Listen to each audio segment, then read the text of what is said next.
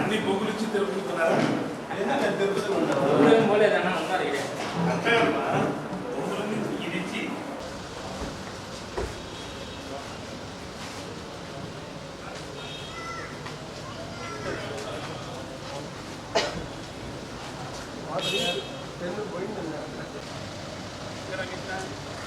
పోయిందమ్మా మళ్ళా చెన్నై ఇంకా రాత్రి 9 గంటలకు కనపడం లేదు మా కృష్ణమ్మ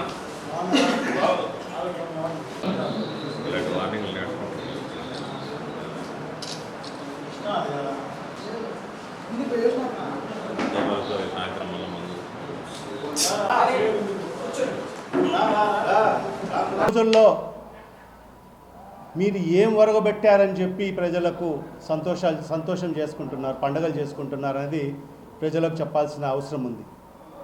పెన్షన్లు తప్ప మీరు ఏమన్నా ఈ రాష్ట్ర ప్రజలకు ఏమైనా ఒరగబెట్టారా అనేది ప్రజలకు సమాధానం చెప్పాల్సిన అవసరం ఉంది. ప్రజలందరూ కూడా మీరు అదే 100 రోజుల సందర్భంగా మీరు ప్రజల వద్దకు వెళ్ళండి. ఒక్కసారి ప్రజలందరూ కూడా కాలర్ పట్టుకొని నిలదీస్తారు మిమ్మల్ని. పోలీసులు లేకుండా మీరు వెళ్ళండి. ఏం లేదు, ప్రజలకు గడప గడపకు వెళ్ళే పరిస్థితి లేదు. మరి ఈరోజు ఎవరిని పంపిస్తున్నారు? స్టిక్కర్లకు అంటించడాని కోసము మరి సెక్రటరీలకు పంపిస్తున్నారు, సచివాలయ కార్యదర్శులకు. వాళ్ళకి ఏమీ పని లేదు, వాళ్లకు స్టిక్కర్ అంటించే కార్యక్రమంని అంటబెట్టడం జరిగింది.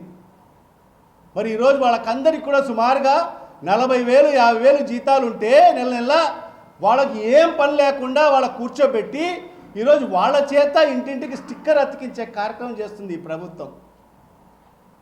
ఎక్కడ ఎవరు కూడా నాయకులైనా మేమందరం కూడా ఎక్కడ బయటికి వెళ్ళకోకూడదు, మీరందరూ కూడా హౌస్ అరెస్ట్ అని చెప్పి పెట్టడము.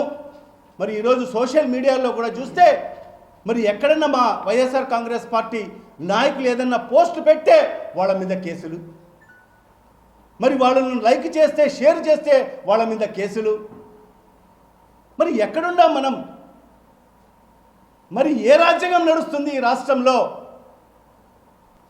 మరి ఈ 100 రోజుల్లో నేను ఏమి చేయలేకపోయాను, దాన్ని ఏ రకంగా డైవర్ట్ చేయాలని చెప్పి మరి ఎవరో ఒకరిని మరి ఈ ఫీల్డ్లోకి లాగే ప్రయత్నం చేయొద్దని చెప్పి కూడా మరి గౌరవ ముఖ్యమంత్రి చంద్రబాబు నాయుడికి నేను హితో పలుకుతున్నానని చెప్పి కూడా ఈ సందర్భంగా తెలియజేసుకుంటున్నాను.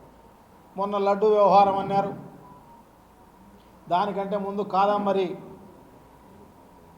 వ్యవహారాన్ని బయటికి తీశారు. ఇవన్నీ డైరెక్షను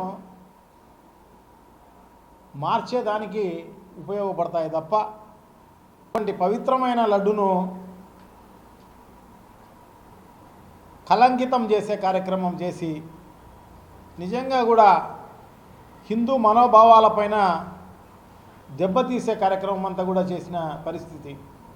సో నుంచి మొదలుకొని అందరికీ వైఎస్ఆర్ కాంగ్రెస్ పార్టీ నాయకులకు అంటే కార్పొరేటర్లకు మిగతా అందరికీ కూడా మండల అధ్యక్షులకు అందరికీ కూడా ఎమ్మెల్సీలకు ఎమ్మెల్యేలకు ఎక్స్ఎమ్మెల్యేలకు వీళ్ళు వాళ్ళు అనుకోకుండా అందరికీ నోటీస్ ఇచ్చిన పరిస్థితి.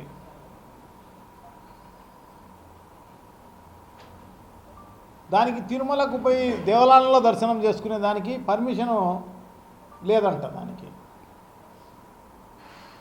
దానికి దర్శనం చేసుకునే దాంట్లో పర్మిషన్ లేకపోవడం అనేది నిజంగా కూడా ఆశ్చర్యకరమైన విషయం. హౌస్ అరెస్టులు అని చెప్పేసి మా అందరికీ నోటీసులు ఇచ్చినారు. చాలా దారుణం. ఎందుకంటే రేపు శనివారం వెంకటేశ్వర స్వామికి మంచి పుణ్యదినం అది. సో అందరూ కూడా గుడికి వెళ్ళే కార్యక్రమం చేస్తారు హిందువులందరూ కూడా చాలా మటుకు. సో దాన్ని అడ్డుకునేదానికి జగన్మోహన్ రెడ్డి గారు అంటే మా రాష్ట్ర అధ్యక్షులు పాల్గొనే కార్యక్రమంలో ఎవరైనా పాల్గొనవచ్చు. అటువంటి దాన్ని అడ్డుకునే కార్యక్రమం చేసే దాంట్లో భాగంగా ఈరోజు ఎక్కడికక్కడ ఆపే కార్యక్రమం చేయడం జరుగుతుంది. మామూలుగా ఇప్పుడు ఎవరో చెప్తాను నేను, కోడూరు దగ్గర పోయే పిలిగ్రిమ్స్ అందరినీ కూడా ఆపే కార్యక్రమం చేస్తున్నారని. వైఎస్ఆర్ కాంగ్రెస్ పార్టీ వాళ్ళే కాదు, ఎవరిని పంపించడం లేనమాట. కోడూరు నుంచి అందరినీ ఆపేసేసి వెనక్కి పంపించే కార్యక్రమం చేస్తాం. చాలా దారుణం. ఈ రకంగా వ్యవహరించిన పరిస్థితి గతంలో ఎప్పుడూ లేదు. ఇట్లయితే చంద్రబాబు నాయుడు గారు మా ప్రభుత్వంలో అసలు తిరిగేవాడు కూడా కాదు.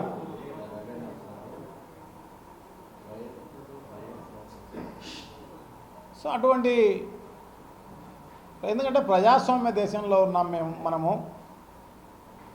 సో అందరికీ హక్కులు ఉన్నాయి, వాక్ స్వాతంత్రం ఉంటుంది, ఎక్కడికైనా పోయే స్వాతంత్రం ఉంటుంది, ఇవన్నీ ఉంటాయి. దాన్ని కాలరాస్తూ ఈరోజు నోటీసులు ఇచ్చే కార్యక్రమం చేసిన దానికి వైఎస్ఆర్ కాంగ్రెస్ పార్టీ తరఫున మేము తీవ్రంగా ఖండిస్తున్నాం. సో దీన్ని బాగా గర్హిస్తున్నాం కూడా. సో ప్రజలు ఇవన్నీ కూడా చూస్తూనే ఉన్నారు.